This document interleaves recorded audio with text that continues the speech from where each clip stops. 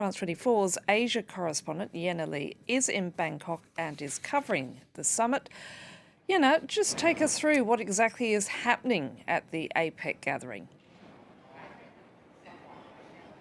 Well, in true Apec style, leaders and delegates have been discussing topics such as green growth, sustainable investment, a lot of buzzwords. But more concretely, they are focusing on international travel having to be resumed, tourism and business mobility, post-pandemic recovery, of course, on a lot of people's minds here, as well as the economic consequences of the Ukraine war. This is a regional economic forum, and APEC members actually represent half of the world's trade and more than a third of the world's population. It's here more than anywhere else where you can really see and feel China and the US's strategic rivalry. China, of course, has that geographical proximity, the historical and cultural ties. The US has military bases all over the region as well as territory in the Pacific. So beyond these two superpowers' growing competition, there's also a lot of historical tensions here. China, Taiwan, South Korea, Japan, even Malaysia, Singapore, really adding to the complexity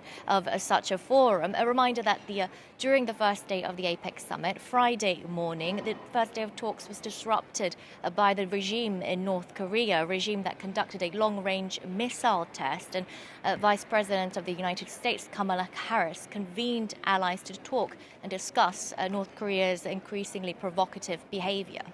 And what makes this summit so different to others, Yena?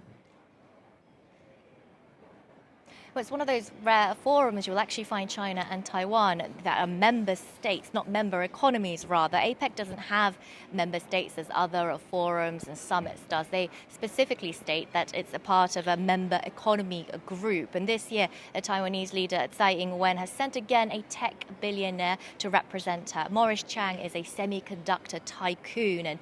And the island, of course, is one of China's top suppliers of that key technology. Clearly, this is a non-provocative choice of a representative, choosing a business leader rather than a political one, plus one that works in an industry that has close ties with the mainland. Another interesting point to note is that Thailand is hosting this year's APEC summit, even though the military junta overthrew the government here back in 2014. So a major international event like this one, clearly very important to the ruling generals.